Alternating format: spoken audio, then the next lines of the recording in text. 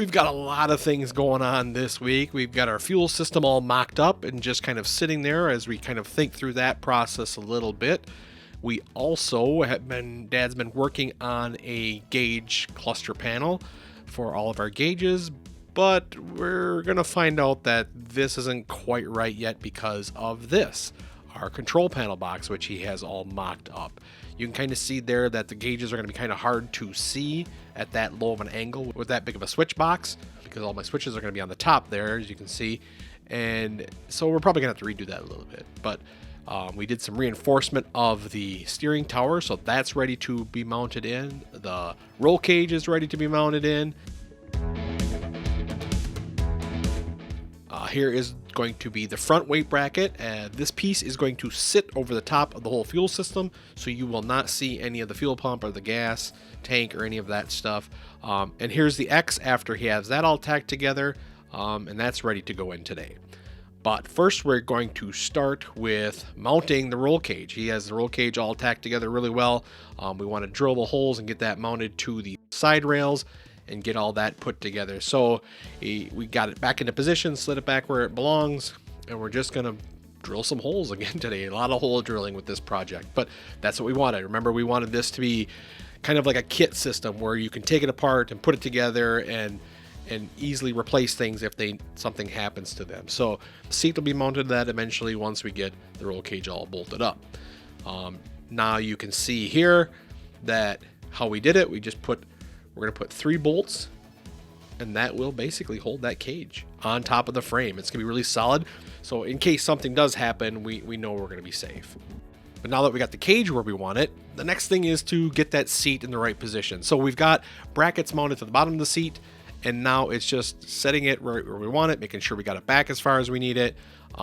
We'll mark a few spots onto the channel that we have, because that is going to get welded to those pieces of the roll cage that you saw bolted to the top of the rail. Because my plan was, in case we need to take it apart, I wanted all this to come off as one. I wanted the seat and the roll cage to be all one. The belts will be all attached to that. And here you can see me getting up in it and making sure that the throttle's in a good spot and that the seat's in a good spot, and we're all kind of comfortable where we're going to be. So this is kind of that first look, if you were looking at the engine and looking back at me, of what it's going to look like. And I gotta admit, it's actually a pretty comfortable feel for being a brand new tractor and everything. I think I'm going to be very comfortable in this driver's seat. Once we get it all sitting where we want it, we can tack it into place and get it all mounted in so that it's secure.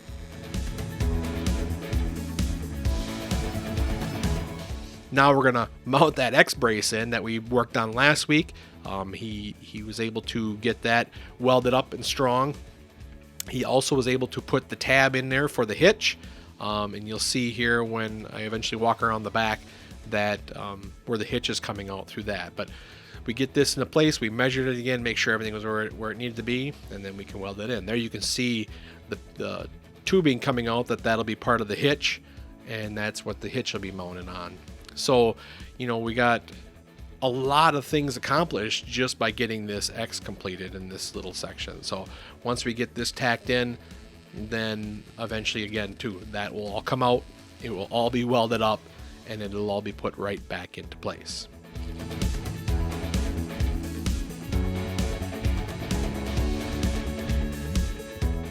Once everything is all tacked together, our next step is to just kind of take a little quick look and see how we're going to mount the cover for the dry shaft, because rules state that it has to be completely covered, and with the X underneath, that'll protect it from falling out the bottom, but we need something on top. So we're kind of looking here how we're going to mount that together.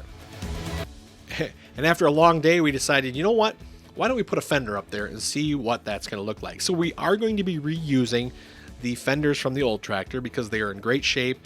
They're already done up graphically, and it's just a matter of making a fit. And after just mounting it there, I'm really happy with the way this tractor is going to look. I think it's going to look sharp.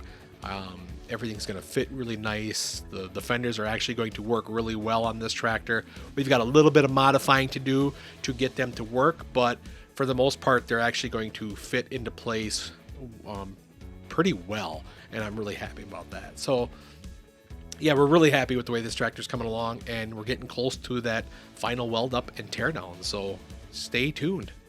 If you like what you're seeing, like this video, share it and subscribe to the channel.